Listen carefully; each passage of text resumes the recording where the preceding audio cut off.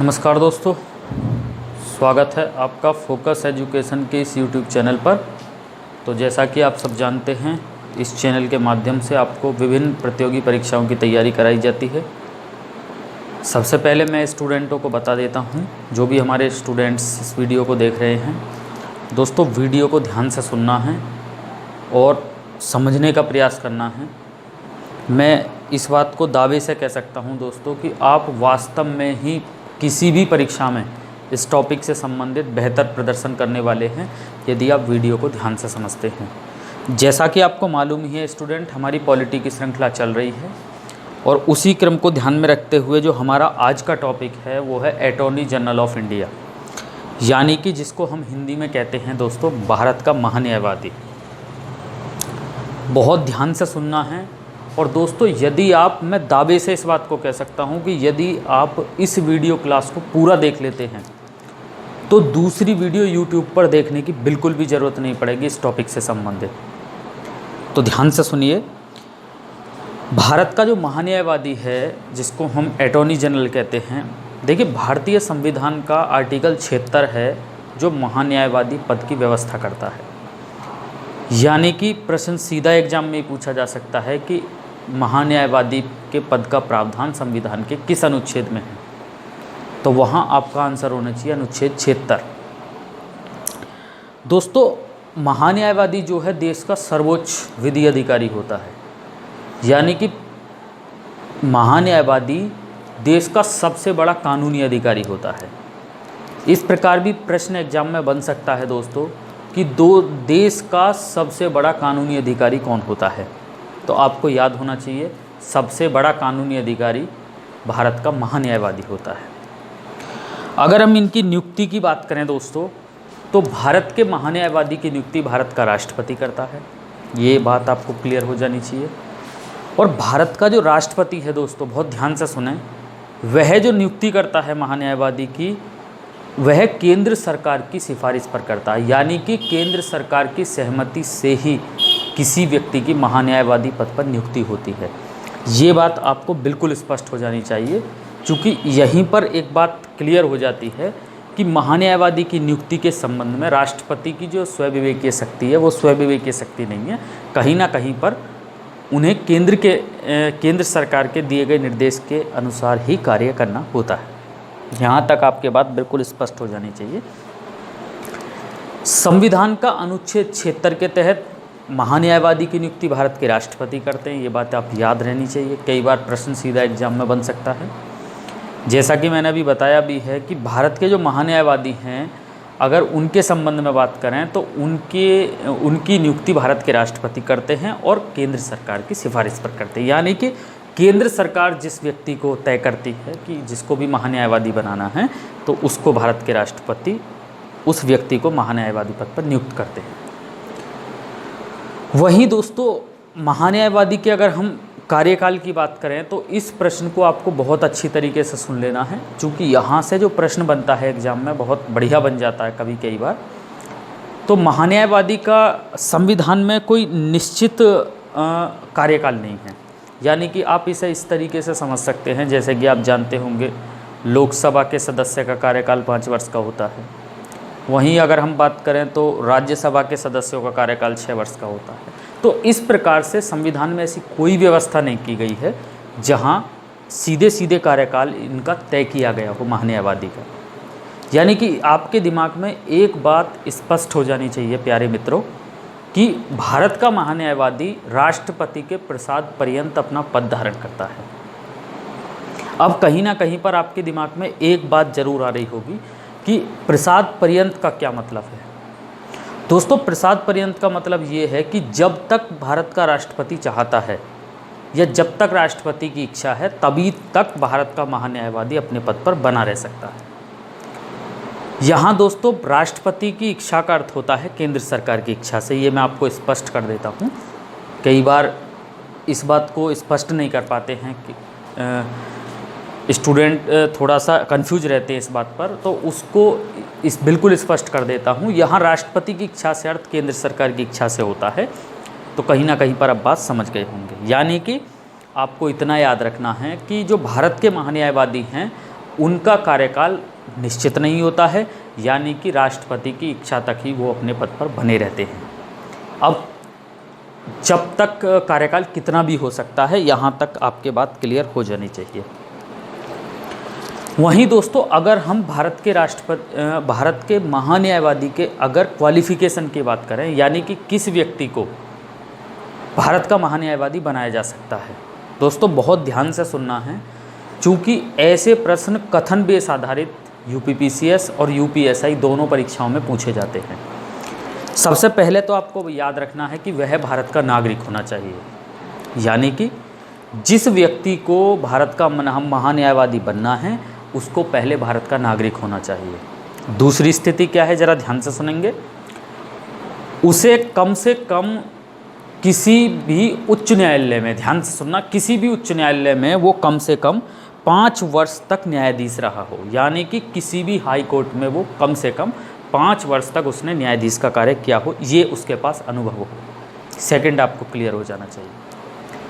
वहीं अगर हम दोस्तों थर्ड की बात करें तो जिस व्यक्ति को भी महान्यायवादी बनना है उसको कम से कम, अगर वो ऐसा भी नहीं हो पाता है तो उसके पास ये क्वालिफिकेशन होनी चाहिए कि उसने कम से कम भारत के किसी भी हाई कोर्ट में, यानी कि किसी भी उच्च न्यायालय में कम से कम 10 वर्ष तक अधिवक्ता रहा हो, यानी कि वहाँ पर 10 वर्ष तक वकील कह सकते हैं, जिसे एडवोकेट कहते हैं, अधिवक्ता रहा हो। यदि ये क्वालिफिकेशन रखते हैं तो भारत का राष्ट्रपति उस व्यक्ति को केंद्र सरकार के कहने पर, ध्यान से सुनना, भारत का राष्ट्रपति उस व्यक्ति को केंद्र सरकार के कहने पर महान्यायवादी नियुक्त करता है।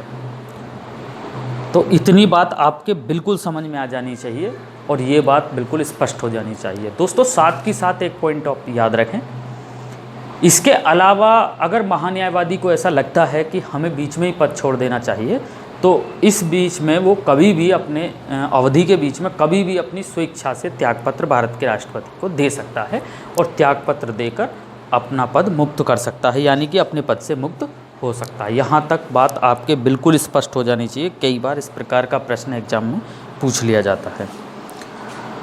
दोस्तों यदि हम इनके वेतन की बात करें, ज़रा ध्यान से सुनेंगे, भारत के जो महान्यायवादी का वेतन है वो संविधान में निश्चित नहीं किया गया है। बहुत ध्यान से सुने इस तथ्य को, क्योंकि कथन बेस आधारित इस प्रकार के प्रश्न एग्जाम में बन जाते हैं और उन प्रश्नों को करने के लिए हमें कॉन्सेप्ट का क्लियर होना बहुत ज़रूरी है।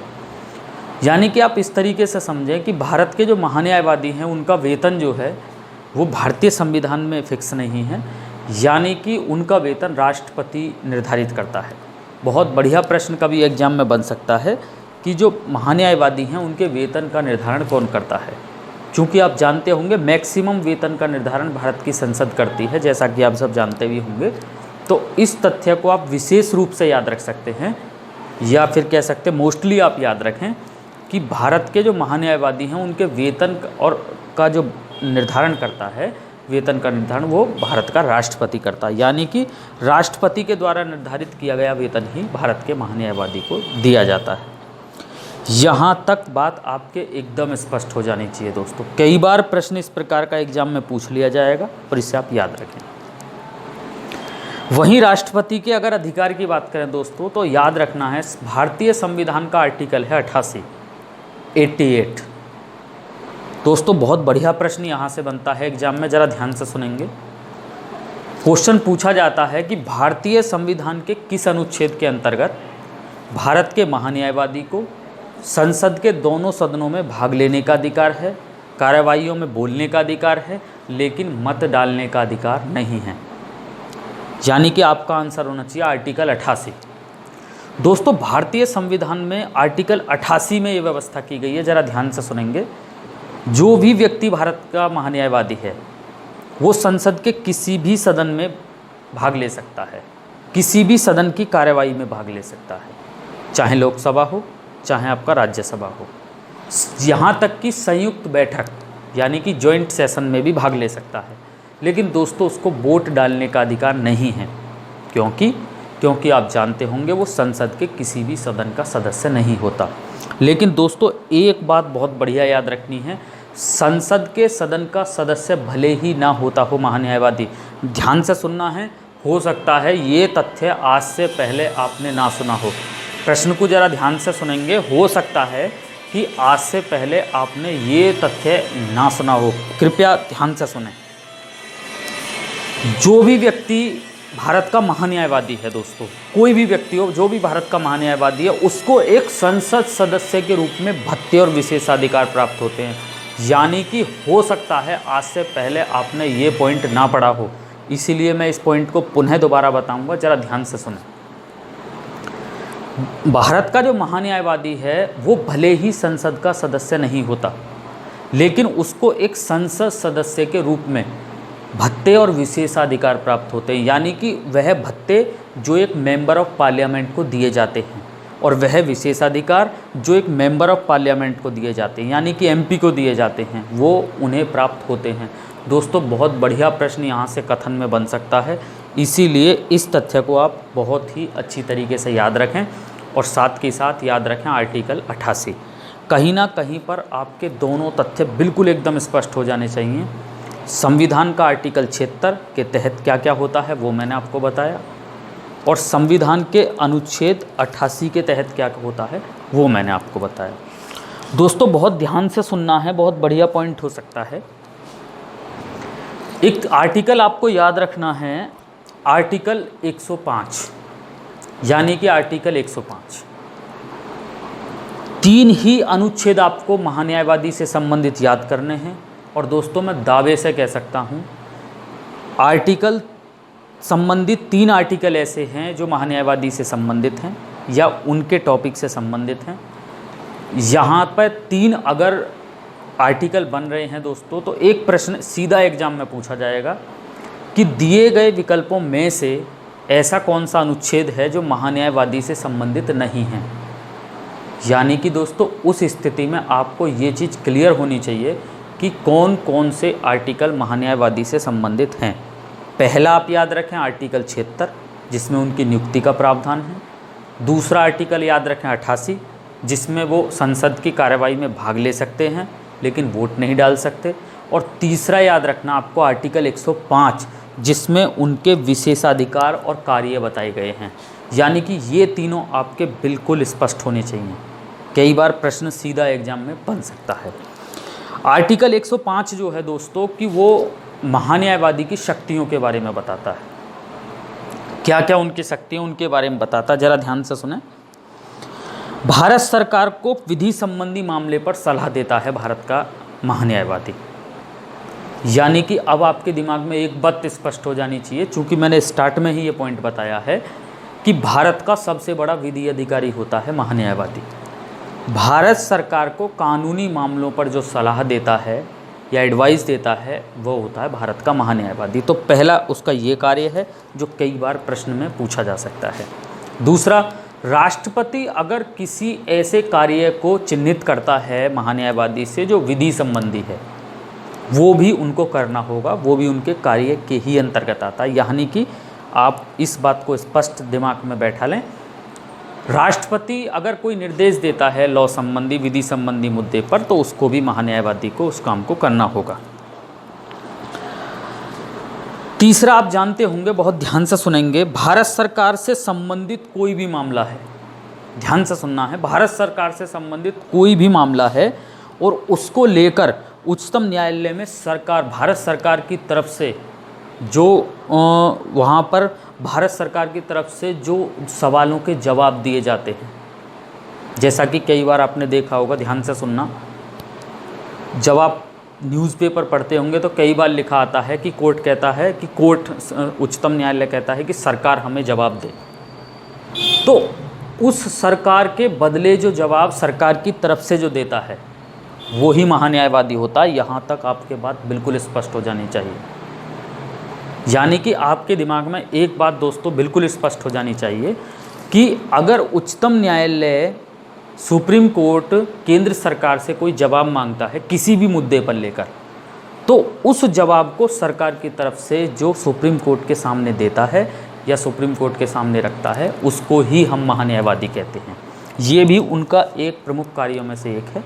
यहाँ तक आपके बात स्पष्ट हो जानी चाहिए। दोस्तों वीडियो को लाइक ज़रूर करें, और मैंने पहले ही ये बात बताया है कि उन दोस्तों में शेयर करें जो कॉम्पिटिटिव एग्ज़ाम की तैयारी कर रहे हैं, यानी कि जो प्रतियोगी परीक्षाओं की तैयारी कर रहे हैं उनमें वीडियो को शेयर अवश्य करें। बस आपका इतना ही काम है कि वीडियो को शेयर करते रहें और कंटेंट को प्रोवाइड कराना ये मेरा कार्य है। तो कहीं ना कहीं आपके बात दिमाग में आ गई होगी। कई बार दोस्तों आपने एक प्रश्न कई बार सुना होगा और हो सकता है आज से पहले आपने ये प्रश्न ठीक तरीके से ना सुना हो, और यदि वास्तव में ही नहीं सुना है तो हो सकता है कि आप अगर कमेंट वीडियो देख रहे हैं तो कमेंट बॉक्स में ज़रूर बताएं। जैसा कि आप सब जानते होंगे, भारतीय संविधान का आर्टिकल 143, भारत का राष्ट्रपति किसी सार्वजनिक मुद्दे पर कोई भी सलाह उच्चतम न्यायालय से मांग सकता है। ये बात शायद आपने पहले पढ़ रखी होगी, बिल्कुल सही बात है। लेकिन दोस्तों बहुत बढ़िया बात है ये, जो आपको मालूम होनी चाहिए। भारत का राष्ट्रपति आर्टिकल 143 के तहत उच्चतम न्यायालय से सलाह ले सकता है, परामर्श ले सकता है, ये बात बिल्कुल सही है। लेकिन ये बात दोस्तों याद रखनी है जो शायद आज से पहले आपने ना पढ़ी हो। जब उच्चतम न्यायालय से राष्ट्रपति परामर्श मांगता है तो राष्ट्रपति स्वयं परामर्श के लिए वहाँ नहीं जाता है। ध्यान से सुने, वहाँ राष्ट्रपति महान्यायवादी को इसके लिए चिन्हित करता है या महान्यायवादी से कहता है, और राष्ट्रपति की तरफ से कह सकते हैं महान्यायवादी वहाँ उच्चतम न्यायालय से परामर्श लेते हैं। यानी कि आपको एक बात बिल्कुल स्पष्ट हो जानी चाहिए स्टूडेंट, कि आर्टिकल 143 के तहत भारत के राष्ट्रपति को यह अधिकार है कि वो किसी भी सार्वजनिक मुद्दे पर लेकर उच्चतम न्यायालय से परामर्श मांग सकता है। ये बात आपने पहले भी पढ़ी होगी। लेकिन दोस्तों बात ये है कि राष्ट्रपति वहाँ सीधे जाकर स्वयं जाकर सलाह नहीं लेते हैं या सलाह नहीं मांगते हैं, वह उसके लिए महान्यायवादी को वहाँ भेजते हैं और महान्यायवादी भारत के राष्ट्रपति की तरफ से वहाँ जो सलाह मांगी गई है उसे लेते हैं। यानी कि आपके ये बात भी स्पष्ट हो जानी चाहिए। हो सकता है दोस्तों आज से पहले ये तथ्य आपने ना पढ़ा हो, यानी कि पूरा कंप्लीट अब आपको समझ में आ जाना चाहिए। और दोस्तों इस बात को बेहद अच्छी तरीके से याद रखें, ये भी उनका एक अधिकार है कि सरकार से संबंधित अगर कोई मुद्दा है, केंद्र सरकार से संबंधित अगर कोई मुद्दा किसी राज्य के उच्च न्यायालय में चल रहा है, ध्यान से सुने, यदि केंद्र सरकार से संबंधित कोई मुद्दा है और राज्य के किसी भी राज्य के, इंडिया के किसी भी राज्य के उच्च न्यायालय में यदि चल रहा है, तो भारत सरकार की तरफ से, जो मैंने पहले ही बताया है, भारत सरकार की तरफ से जो सरकार की तरफ के निर्णय होंगे या सरकार के जो भी निर्णय होंगे उन्हें महान्यायवादी ही उस उच्च न्यायालय के समक्ष रखता है। यानी कि आप इस बात को आपने हो सकता है पहले पढ़ लिया हो कि भारत के महान्यायवादी को यह अधिकार है, वे भारत के किसी भी न्यायालय में सुनवाई का अधिकार प्राप्त है। भारत का महान्यायवादी ऐसा अधिकारी होता है जो भारत के किसी भी न्यायालय में सुनवाई का अधिकार प्राप्त है। लेकिन मैं ये बात कहना चाह रहा हूँ कि अगर केंद्र सरकार से संबंधित कोई मुद्दा है और किसी भी राज्य के हाई कोर्ट से संबंधित मुद्दा है, तो उस हाई कोर्ट में केंद्र सरकार की तरफ से जो अपने विचार केंद्र सरकार के जो रखता है वो महान्यायवादी ही रखता है। ये भी लगभग महान्यायवादी के सारे कार्यों में ही आते हैं। और दोस्तों बहुत ही अच्छी तरीके से याद रखें, मैं पुनः इस बात को कहूँगा, आर्टिकल 105 महान्यायवादी के कार्यों के और विशेषाधिकार के बारे में ही बताता है। पुनः एक बार फिर से सुनें, आर्टिकल 105 महान्यायवादी के कार्य और विशेषाधिकार के बारे में ही बताता है। यहाँ तक आपके दिमाग में एकदम बात स्पष्ट हो जानी चाहिए प्यारे दोस्तों। साथ के साथ एक बात और याद रखें, अब इसकी जो महान्यायवादी हैं इनकी कुछ सीमाएं भी रखी गई हैं, यानी कि ये उनसे बढ़कर काम नहीं कर सकते हैं। कुछ हम कह देते हैं जो कुछ ऐसे रूल नियम बनाए गए हैं जो ये उनसे ज़्यादा बढ़ नहीं सकते हैं आगे। क्या क्या रूल हो सकते हैं ज़रा ध्यान से सुने।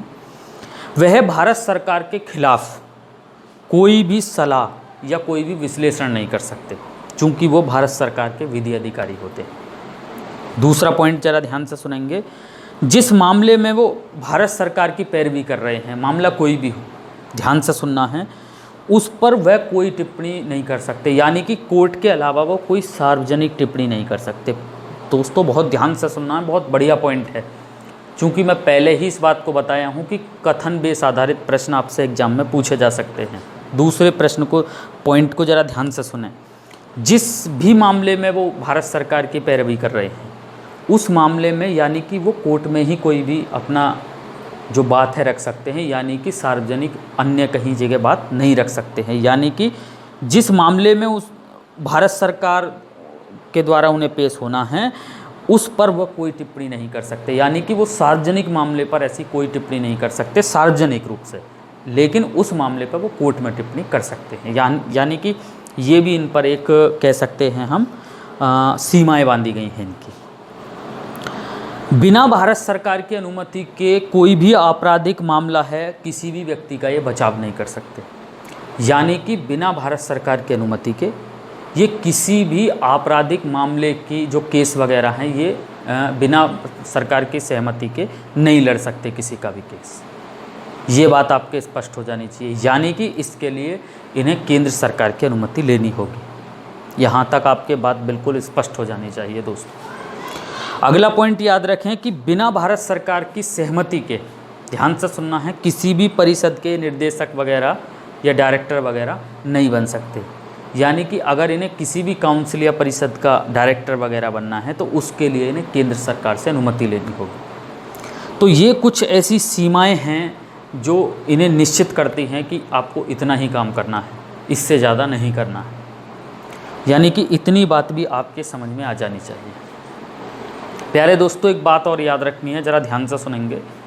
भारत के महान्यायवादी के अलावा इनको सहायता के रूप में 2 अन्य अधिकारियों की भी नियुक्ति की जाती है।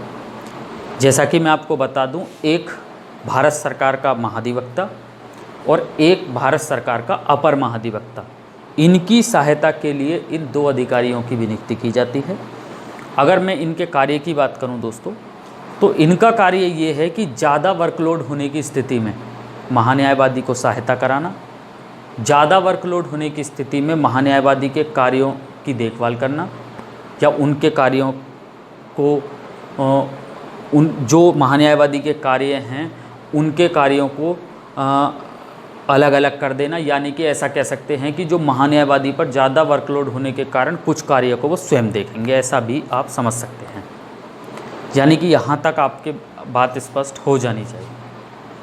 लेकिन दोस्तों ये बात ज़रूर याद रखनी है कि ये जो एक भारत सरकार का महाधिवक्ता और एक अपर महाधिवक्ता, इनकी नियुक्ति का प्रावधान आर्टिकल 76 में नहीं है। बहुत अच्छी तरीके से याद रखें, कई बार प्रश्न एग्जाम में बन सकता है। इन्हें भारत सरकार के द्वारा इनकी सहायता के लिए इनके सामान्य रूप से ऐसा ही इनकी नियुक्ति कर दी जाती है। इतनी बात आपके लगभग समझ में आ गई होगी, और यदि इतनी बात समझ में आई है दोस्तों तो वीडियो को लाइक ज़रूर करें। मैं पुनः एक बार फिर से बताऊंगा, भारतीय संविधान के आपको 3 आर्टिकल ये याद रखने हैं जो महान्यायवादी से संबंधित हैं, कभी भी पूछे जा सकते हैं एग्जाम में। आर्टिकल 76 भारत के महान्यायवादी की नियुक्ति का प्रावधान है। आर्टिकल 88 संसद के दोनों सदनों में भाग ले सकते हैं, बोल सकते हैं, लेकिन मतदान नहीं कर सकते हैं। आर्टिकल 88 याद रखना है। आर्टिकल 105 में इनकी शक्तियां और विशेषाधिकार के बारे में बताया, जैसा कि मैंने अभी आपको इनके विशेषाधिकार और शक्तियां बताई। तो यहाँ चूँकि 3 आर्टिकल बन रहे हैं दोस्तों, तो ये बात निश्चित है कभी एग्ज़ाम में ऐसा प्रश्न आपको देखने को मिल सकता है, जब एग्ज़ाम में पूछा जाएगा दिए गए विकल्पों में से ऐसा कौन सा अनुच्छेद है जो महान्यायवादी से संबंधित नहीं है, और वहाँ ऑप्शन में होंगे आपके 76, 88, 105 और अन्य कोई दे दिया जाएगा जैसे कि 103। अब 103 में चूंकि डिस्क्वालिफिकेशन ऑफ मेंबर है, तो आपको एकदम स्पष्ट हो जाना चाहिए कि भाई 103 नहीं है। यहाँ तक आपके स्पष्ट हो जाना चाहिए दोस्तों महान्यायवादी से संबंधित। और अब तक MC सीतलवाड़, ध्यान से सुनना है दोस्तों, MC सीतलवाड़ एकमात्र ऐसे महान्यायवादी रहे हैं इंडिया के जो सबसे लंबी अवधि तक रहे। दोस्तों याद रखना 1950 से लेकर 1963 तक इनका कार्यकाल रहा। यानी कि चूंकि मैंने वीडियो स्टार्ट होने से पहले ही ये बात बता दी थी कि महान्यायवादी का निश्चित कार्यकाल नहीं होता है। महान्यायवादी राष्ट्रपति के प्रसाद पर्यंत अपना पद धारण करता है। यानी कि इसका अर्थ यह है प्यारे दोस्तों कि राष्ट्रपति की इच्छा तक ही भारत का महान्यायवादी अपने पद पर बना रहता है। यहाँ राष्ट्रपति की इच्छा से अर्थ है दोस्तों केंद्र सरकार की इच्छा से। तो भारत में एकमात्र व्यक्ति रहे हैं MC सीतलवाड़, जो सबसे लंबी अवधि तक भारत के महान्यायवादी रहे।